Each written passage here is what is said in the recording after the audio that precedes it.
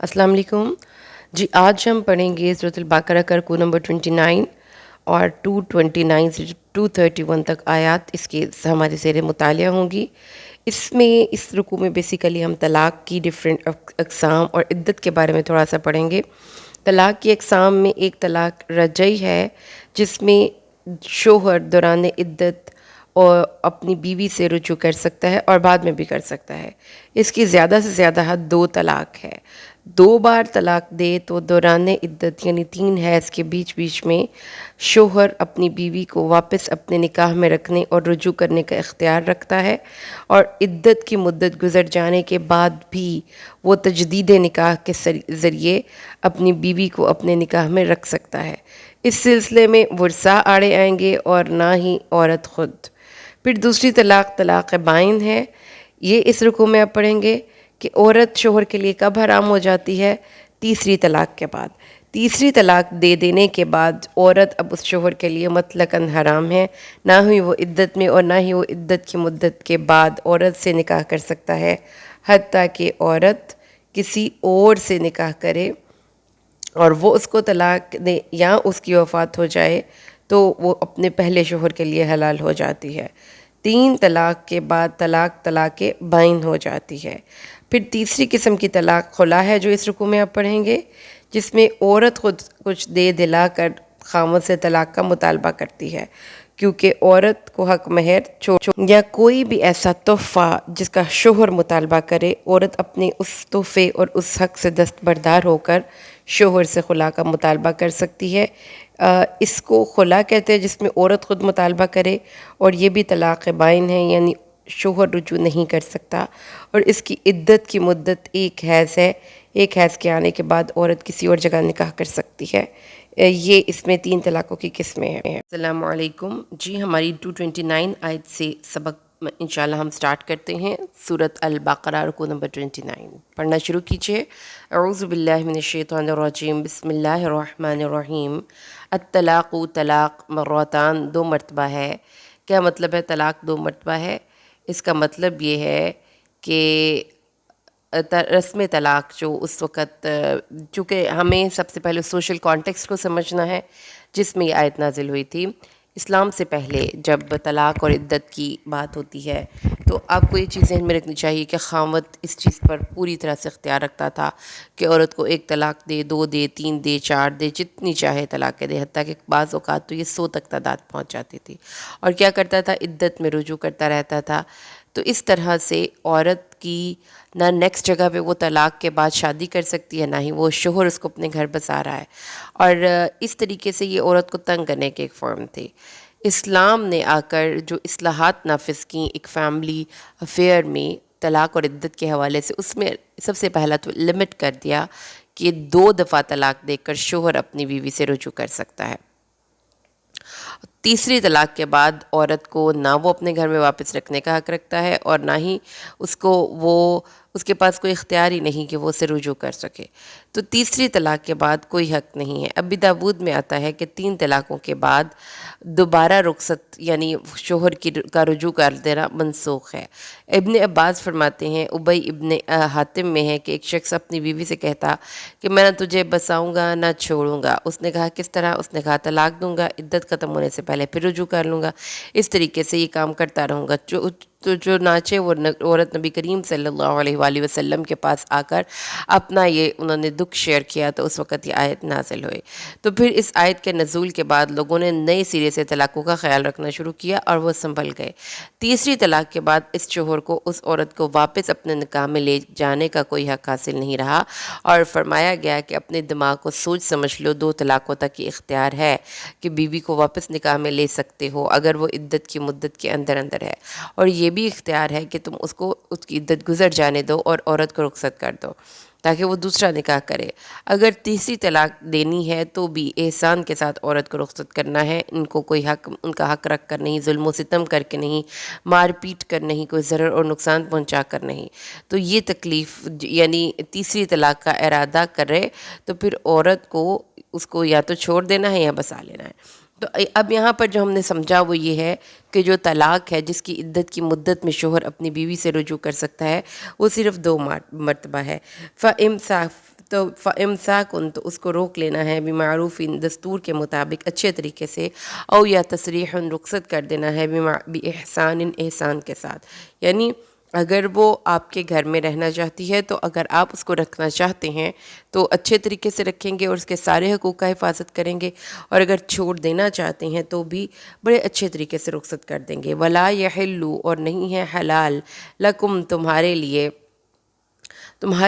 حلال نہیں ان تاخذوا کہ تم لے لو مما اس سے جو آتیتموہن تم نے دیا ان کو شیئن کچھ بھی، جیسا کہ عورت کو تیسری طلاق کا ارادہ ہو تو عورت کو اتنا تنگ کیا جائے کہ وہ اپنا حق چھوڑ کر خود خلا لینے پر آمادہ ہو جائے، ایسا کرنا مردوں کے لیے سخت ناپسندیدہ عمل ہے اور حرام ہے، جیسا کہ سورۃ النساء کی آیت 19 میں اللہ ارشاد فرماتا ہے وَلَا تَعْضُلُوهُنَّ لِتَذْهَبُوا بِبَعْضِ مَا آتَيْتُمُوهُنَّ إِلَّا أَن يَأْتِينَ بِفَاحِشَةٍ مُبَيِّنَةٍ، یعنی کوئی مبینہ واضح کوئی بے حیائی کرے اس وقت عورت کو تنگ کیا جا سکتا ہے، اس کے علاوہ عورت کو کسی بھی حوالے سے تنگ نہ کیا جائے کہ وہ اپنی خوشی سے کچھ دے کر طلاق طلب کر لے۔ اور اللہ نے ایک اور مقام پر فرمایا کہ اگر عورت کو تم نے ایک خزانے کی چابیاں بھی پکڑا رکھی ہوں تو اس وقت بھی تم ان سے کچھ واپس نہیں لوگے، اللہ سوائے ان یہ کہ یخافا وہ دونوں اندیشہ کریں،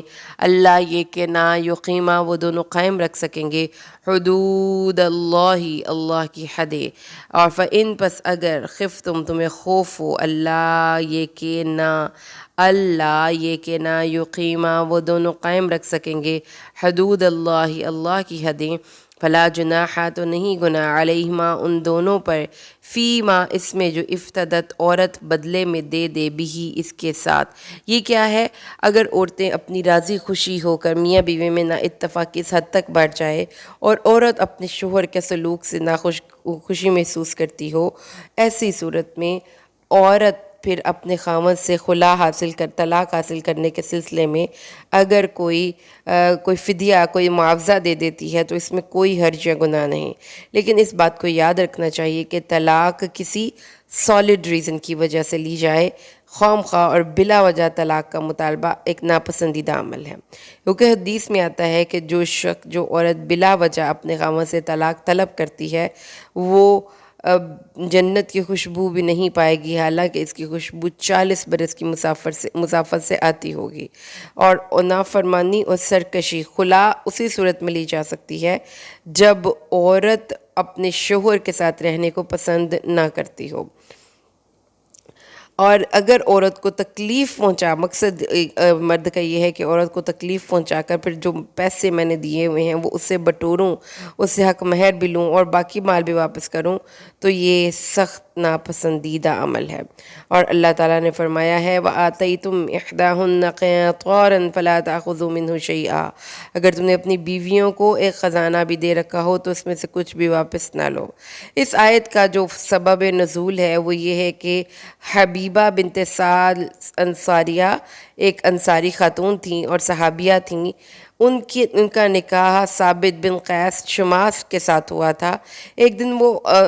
نبی کریم صلی اللہ علیہ وسلم جب صبح فجر کی نماز کے لیے اندھیرے گھر سے نکلے تو دروازے پر حبیبہ کو کھڑے پایا، تو آپ نے پوچھا کون ہے؟ فرمایا میں حبیبہ بنت سہل ہوں۔ فرمایا کیا بات ہے؟ تو اس نے کہا کہ حضور ثابت بن قیس کے گھر میں میرا گزارا نہیں، یا وہ نہیں یا میں نہیں۔ آپ یہ سن کر خاموش ہو گئے۔ جب ثابت آئے تو آپ نے فرمایا یہ ایسے ایسے تمہاری بیوی کہہ رہی تھی۔ حضرت حبیبہ نے کہا حضور پاک صلی اللہ علیہ وسلم میرے خاوند نے جو کچھ مجھے دیا ہے وہ سب میرے پاس ہے، میں اسے واپس کرنے پر آمادہ ہوں۔ آپ نے ثابت کو فرمایا یہ سب لے لو اور اسے طلاق دے دو اور حضرت حبیبہ کو آزاد کر دو۔ تو یہاں پر آپ کو یہ اندازہ ہو گیا کہ حضرت حبیبہ کو اللہ کے نبی نے ایک خلا کو وہاں پر اپنی سوسائٹی میں اسٹیبلش کروایا، عورت سے کچھ دے دلا کر اس کے شوہر کو یہ مجبور کیا جائے گا یا اس کے شوہر کو یہ اس بات پر پابند کیا جائے گا اب وہ اس عورت کو طلاق دے دے۔ ٹھیک ہے، تو اس کی بہت اور بھی روایات آتی ہیں، لیکن آپ کو یہ سمجھ آ جانا چاہیے کہ حضرت صاحب یہ جو پہلا واقعہ ہوا تھا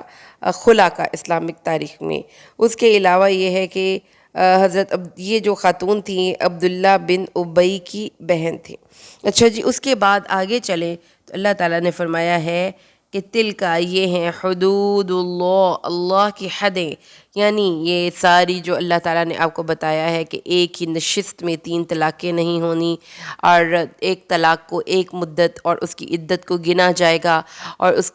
کے مینسٹریشن سائیکلز کا دھیان رکھا جائے گا۔ پھر یہ کہ اگر عورت خود اپنے خاوند سے کسی وجہ سے خلا کا مطالبہ کرتی ہے، جیسے کہ ربیع بنت معوذ بن افرا فرماتی ہیں کہ میرے خاوند اگر موجود ہوتے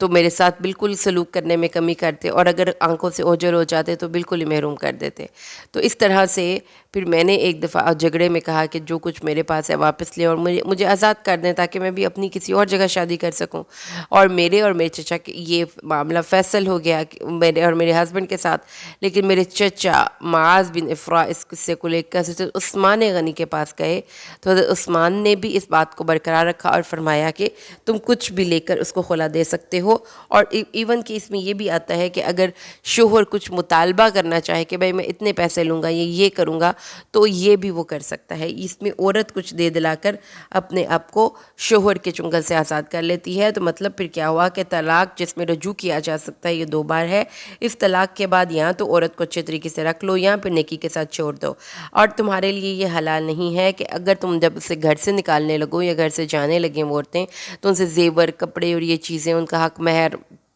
اور ان کا فرنیچر جہیز کا اور باقی گفٹ جو ان کے پاس تھے وہ چھین کر ان کو گھر سے دھکے دے کے نکالو۔ ان کو اچھے طریقے سے گھر سے نکالنا ہے، اور یہ اس لیے ہو کہ تم اللہ کی حدوں کو پورا کر سکتے ہو۔ لیکن اگر تمہیں یہ ڈر ہو کہ عورت کو یا مرد کو کہ ہم اپنی حدیں پوری نہیں کر سکتے، خاص طور پہ عورت کی سائڈ پہ، کہ وہ اس کے شوہر کو یا ناپسند کرتی ہے، طبعی طور پر اس کو شوہر پسند نہیں ہے، اسے ازدواجی تعلقات قائم نہیں کرنا چاہتی، وہ اس کو اچھا نہیں لگتا، تو اس صورتحال میں اور بھی کوئی ریزن ہو سکتی ہے۔ تو اللہ تعالیٰ نے فرمایا کہ پھر وہ خاتون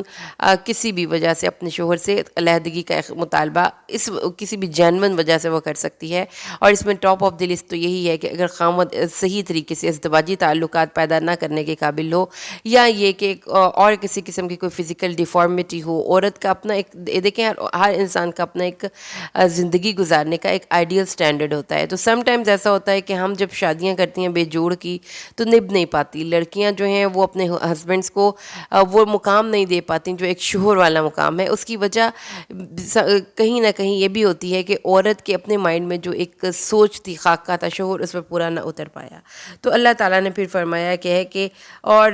جو کچھ بھی تم نے اللہ نے انہیں دیا ہے ان سے واپس کچھ نہیں لینا۔ ہاں، اگر وہ خود سے کچھ دے دلا کر طلاق کا اور خلا کا مطالبہ کرتی ہیں تو اس وقت پھر تم ان سے وہ چیز لے لو اور پھر ان کو خلا یا طلاق، ان کو وہ طلاق دے دو۔ اگر تم ڈرو کہ دونوں اللہ کی حدیں قائم نہیں رکھ سکیں گے تو ان پر کوئی گناہ نہیں کہ عورت جو اپنی جان چھڑانے کے لیے کچھ بھی بدلے میں دے دے، یا اللہ کی حدیں ہیں سو ان سے آگے مت بڑھو، اور جو اللہ کی حدوں سے آگے بڑھے گا تو یہی لوگ ظالم ہیں۔ تو ہمیں اس آیت کے سارے مفہوم کی سمجھ میں آ گئے۔ آج یہ 231 آیت پہ 231 آیت پہ فَإِن، پس اگر طلاق کہا اس شوہر نے اس کو طلاق دے دی ہو، فلا تحلوا، تو وہ حلال نہیں ہے، لہو اس کے لیے، یعنی کہ پہلی بیوی پھر دوسرے شوہر کے لیے حلال نہیں رہتی جب وہ تیسری دفعہ اللہ تعالیٰ کے حکم کے مطابق اس کو طلاق دے دیتا ہے۔ تو اللہ کی حدیں ہیں، ان کے اندر اندر رہنا ہے، اللہ کی حدوں سے باہر نہیں نکلنا۔ تو اس لیے اللہ تعالیٰ نے فرمایا ہے، جیسا کہ اس حد میں ایک یہ بھی چیز آتی ہے کہ ایک ہی نشست میں اپنی بیوی کو 3 طلاقیں دے دی جائیں،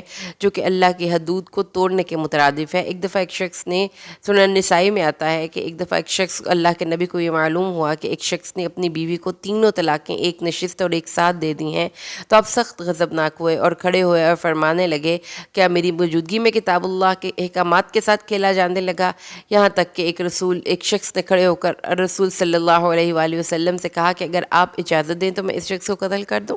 مطلب کیا ہے کہ ایک ہی نشست میں 3 طلاقیں اللہ کی حدود کی فراموشی ہے۔ اگر 3 دفعہ اس عورت کو طلاق مل جاتی ہے تو پھر اس کے بعد وہ اپنے پہلے شوہر کے لیے حرام ہو جاتی ہے، حتیٰ یہاں تک کہ تنکیحہ، وہ نکاح کر لے، زوجن کسی خامد سے غیرہ ہو جو اس کے علاوہ ہو، اور اس میں بھی کچھ شرط ہے کہ دوسرا خامد اپنی پہلی بیوی اس عورت سے اسی طرح لذت حاصل کرے جس طرح اس کا پہلا شوہر نے حاصل کی ہے، یعنی خلوت صحیحہ بھی ہو اور میاں بیوی کے تعلقات بھی استوار ہوں۔ پھر وہ دوسرا شخص یا تو خود مر جائے یا اس کو خود طلاق دے دے تو مقصد اس کے ساتھ نکاح کرنے کا حلالہ نہ ہو۔ یاد رکھیے گا، یہ نہ ہو کہ وہ دوسرا شوہر اس لیے نکاح کر رہا ہے کہ وہ پہلے شوہر کے لیے اس بیوی کو حرام کر دے، تو حلال کر دے، تو اس لیے پھر اللہ تعالیٰ نے فرمایا ہے کہ دوسرے خامد کا مقصد یہ ہے کہ وہ خود اس سے رغبت رکھتا ہو، ہمیشہ بیوی بنا کر رکھنے کا خواہش مند ہو، اور صرف اس لیے نہیں کہ وہ اس سے نکاح کرنا چاہتا ہے کہ وہ اگلے شوہر کے لیے حرام ہو جائے۔ اگر وہ یہ نیت لے کر اس عورت سے نکاح کرے گا تو اللہ کے نبی صلی اللہ علیہ وسلم نے اس چیز کو ملعون قرار دیا ہے، اور فرمایا کہ میں بتاؤں کرائے کا سانڈ کون ہے، تو پھر یہ بتایا کہ یہ وہ شخص ہے جو کسی دوسرے کی خاطر کے لیے اس کی بیوی کو حلال کرنے کے لیے اس سے صحبت کرتا ہے تاکہ وہ اسے نکاح سے اس کی صحبت کے بعد وہ بیوی پہلے شوہر کے لیے حلال ہو جائے۔ تو اللہ کے نبی صلی اللہ علیہ وآلہ وسلم نے، ابن عباس کی روایت ہے کہ بیاج کی گواہی دینے والوں اور اس کے لکھنے والوں پر لعنت، زکوٰۃ نہ دینے والوں اور لینے میں زیادتی کرنے والوں پر لعنت، ہجرت کے بعد لوٹ کر اعرابی بننے والے پر لعنت، نوحہ کرنے والے، نوحہ بھی ممنوع ہے۔ اور ایک اور حدیث میں آتا ہے، میں تمہیں بتاؤں کہ ادھار لیا ہوا سانڈ کون ہے؟ لوگوں نے فرمایا ہاں، فرمایا حلالہ، جو شخص حلالہ کرے یعنی طلاق والی عورت سے اس لیے نکاح کرے کہ وہ اگلے شوہر کے لیے حلال ہو جائے، اس پر اللہ کی لعنت ہے، اور جو اپنے لیے ایسا کرائے وہ بھی ملعون ہے۔ نبی کریم صلی اللہ علیہ وآلہ وسلم نے ایسے نکاح کے متعلق فرمایا یہ نکاح ہی نہیں جس میں مقصود کچھ اور ہو اور ظاہر کچھ اور ہو۔ تو جو شخص اللہ کی کتاب کو ہنسی مذاق بنائے گا اور اللہ کی حدود کو توڑے گا تو اللہ تعالیٰ کو تو سخت ناپسند وہ شخص ہوگا۔ تو اس طرح سے ہمیں یہ بات سمجھ لینی چاہیے کہ رسول صلی اللہ علیہ وسلم کے دور میں حضرت ابن عبداللہ بن عمر سے سوال کیا گیا کہ ایک شخص نے اپنی بیوی کو تیسری طلاق دے دی ہے، اس کے بعد اس کے بھائی نے بغیر اپنے بھائی کے کہے از خود اس ارادے سے نکاح کیا ہے کہ یہ عورت میرے بھائی کے لیے حلال ہو جائے، تو کیا ایسا نکاح ٹھیک ہوگا؟ تو آپ نے فرمایا ہرگز نہیں، اس ایسے نکاح کو تو ہم رسول صلی اللہ علیہ وسلم کے زمانے میں زنا شمار کرتے تھے۔ نکاح وہی ہے جس میں رغبت ہو، جس میں اعلان ہو، جس میں گواہان ہو، جس میں بسانے کی نیت ہو، اور اس طرح سے اللہ تعالیٰ نے حضرت عمر فاروق نے ایسے نکاح میں تفریق کرا دیا کرتے تھے۔ تو اس عورت کو پہلے شوہر کے پاس جانے کے لیے اب ایک اور نکاح کرنا پڑے گا، اور وہ نکاح بھی بسانے کی نیت سے ہو، ساتھ رہنے کی نیت سے ہو، یہ نیت نہ ہو کہ میں اس سے نکاح کر کے پچھلے شوہر کے پاس واپس چلی جاؤں گی۔ تو اس صورت میں اگر یعنی بغیر کسی شرعی عذر کے وہ شخص مر جاتا ہے یا اس کا ایکسیڈنٹ ہو جاتا ہے یا وہ اس کو طلاق دے دیتا ہے، ان بوتھ کیسز پھر فلا جناح، تو نہیں گناہ علیہما ان دونوں پر، یعنی مرد و عورت پر، کہ ان یتراجعا، کہ وہ دوبارہ نکاح کریں اور رجوع کر لیں، ان ظنا، بشرطے کہ وہ یہ گمان کریں، ان یہ کہ یقیما، وہ قائم رکھ سکیں گے، حدود اللہ، اللہ کی حدیں، وتلکا، اور یہ ہیں حدود اللہ، اللہ کی حدیں، یبینھا، وہ بیان کرتا ہے اس کو، لقوم، واسطے قوم کے، یعلمون، جو جانتی ہے۔ تو اللہ تعالیٰ نے ہمیں یہ بتایا کہ اللہ کی حدوں سے باہر نہیں نکلنا، اور جو حدیں تمہیں بتا دی گئی ہیں حد کے اندر رہو۔ وَإِذَا، اور جب تم طلاق دے دو، النساء، عورتوں کو، اللہ تعالیٰ نے پھر اب بتایا کہ اب طلاق یہ کون سی طلاق کی قسم ہے؟ یہ طلاق ایسی ہے جو کہ بائن ہو گئی ہے، اب اس میں مرد عورت سے رجوع نہیں کر سکتا۔ اگر تم نے عورتوں کو تیسری طلاق دے دی ہو اور ان کی عدت پوری ہو جائے تو ان کو حسن سلوک کے ساتھ نکاح میں جب تم عورتوں کو طلاق دے دو، فَبَلَغْنَ أَجَلَهُنَّ، اور وہ دو طلاقوں کے بعد وہ اپنی عدت پوری ہونے کے قریب ہوں یا ایک طلاق کے بعد، تو فَأَمْسِكُوهُنَّ، تو یا تو روک لو ان کو اچھے طریقے سے، او سرِّحُوهُنَّ، یا ان کو رخصت کر دو اچھے طریقے سے، یعنی یا ان کو روک لو اچھے طریقے سے۔ یہ دو لفظ اتنے کو اہم ہیں سوشل کانٹیکس کی اگر آپ بات بات کرتے ہیں، کیونکہ بہت سے لوگ سوسائٹی میں یہ شادی بیاہ کے معاملات جب ختم ہوتے ہیں تو گالم گلوچ اور ایک دوسرے پر الزام تراشی اور بری ایک دوسرے کے خلاف پروپوگینڈا، ایسا نہیں کرنا۔ قرآن کہتا ہے کہ اس عورت کو بڑے عزت و اکرام کے ساتھ، تکریم کے ساتھ اپنے گھر سے رخصت کر دو، اور اگر تم نے اپنے گھر میں بسانا ہے تو پھر پرانی کسی بات کو یاد نہ رکھو، اچھے طریقے سے اس کو اپنے گھر میں بسا لو۔ وَلَا تُمْسِكُوهُنَّ، اور نہ تم ان کو روک لو، ضِرَارًا، ضرر پہنچانے کے لیے، لِتَعْتَدُوا، تاکہ تم زیادتی کرو۔ اللہ تعالیٰ نے فرمایا کہ تمہاری اگر نیت یہ ہو کہ میں عورت کو اپنے گھر روکوں اور مزید زیادتی کروں تو یہ بہت ہی ناپسندیدہ عمل ہے۔ وَمَن يَفْعَلْ، جو کوئی کرے گا، ذَلِكَ، یہ، فقط پس تحقیق، ظالمہ، ظلم کیا اس نے، نفسہ، اپنے اوپر، عورت پر ظلم نہیں کیا۔ قرآن پاک نے کہا ہے کہ یہ اس کا ظلم اپنے اوپر ہے۔ اسی طریقے سے یاد رکھیں کہ مذاق میں یا سنجیدگی میں طلاق بھی ہو جاتی ہے اور رجوع بھی ہو جاتا ہے۔ اس لیے یہ ایک دفعہ ایک شخص نے اپنی بیوی کو طلاق دے کر کہا، اوہ ہو میں نے تو مذاق کیا تھا، تو حضور پاک صلی اللہ علیہ وآلہ وسلم کے پاس جب یہ معاملہ آیا تو آپ نے فرمایا یہ طلاق ہو گئی۔ طلاق اور مراجعت یعنی رجوع کرنے کے معاملے میں مرد کی بات کو فوقیت دی جائے گی، اور اللہ تعالیٰ نے فرمایا ہے کہ ان کو اس لیے مت روکو تاکہ تم ان پر زیادتی کر دو، اور جو کوئی کرے گا یہ، فقط پس تحقیق، ظالم نفسہ، اس نے اپنے اوپر ظلم کیا۔ ولا، اور نہ تتخذوا، تم بناؤ، آیات اللہ، اللہ کی نشانیوں کو، حضوا، مذاق، جو اللہ تعالیٰ نے قرآن پاک میں بھی اور ویسے بھی تمہیں احکامات دیے ہیں اس کو سیریس لینا چاہیے، اس کو مذاق نہیں سمجھنا چاہیے۔ وَاذْكُرُوا، اور یاد کرو، نعمت اللہ علیکم، اللہ کی وہ نعمت جو اس نے تم پر کی ہے، وما، اور جو انزل، اس نے اتارا، علیکم، تم پر، من الکتاب، کتاب سے، والحکمت، اور حکمت سے، ویعظکم، وہ نصیحت کرتا ہے تمہیں، بھی، اس کے ساتھ، واتقوا، اور ڈرو، اللہ، اللہ سے، وعلموا، اور جان لو، ان اللہ، یہ کہ اللہ، بکل شیء علیم، ہر چیز کا جاننے والا ہے۔ اللہ تعالیٰ نے یہ بات بتائی کہ اگر تم نے اپنی عورتوں کو طلاق دے دی اور ان کی عدت پوری ہو گئی تو یا تو ان کو نکاح میں روکے رہنے دو، یا ان کو اپنے نکاح سے اچھے طریقے سے فارغ کر دو، اور یہ نصیحت وہ شخص لے گا جس کو اللہ کا ڈر ہے اور قیامت کے دن کا ڈر ہے، اور یہ بات یعنی اس طریقے سے ان کے ساتھ بیہیو کرنا یہ زیادہ پاکیزہ ہے اور زیادہ صاف ستھرا ہے، یعنی آپ کا کردار بلند ہوگا، تو اللہ تعالیٰ جانتا ہے اور تم نہیں جانتے، اور اللہ تعالیٰ ہر چیز کا علم رکھنے والا ہے۔ تو آگے اللہ تعالیٰ نے فرمایا ہے کہ یہ جو آپ نے بتا دیا کہ عورت کو طلاق دینے کے بعد عدت کی مدت کے دوران ان کو اچھے طریقے سے رکھ لیں یا اچھے طریقے سے چھوڑ دیں، لیکن اس لیے نہ روکیں کہ آپ ان کو تکلیف پہنچائیں گے تاکہ ان پر کوئی زیادتی ہو جائے، اور جو کوئی ایسا کرے گا اس نے اپنے اوپر خود ظلم کیا، یعنی زیادتی اس نے اس لڑکی عورت پر نہیں کی، اس نے اپنے پر ظلم کی۔ اور یاد رکھو کہ جو اللہ تعالیٰ نے تمہیں احکامات دیے ہیں کتاب اور شریعت میں، اس کو بڑا سیریسلی لو، اور اللہ کی نعمت کو یاد کرو جو بھی اس نے تمہیں کتاب اور حکمت سے عطا کی ہے، کیونکہ اس سے پہلے تمہیں کچھ پتہ نہیں تھا کہ کیسے طلاق دینی ہے، کیسے عدت کیا ہے،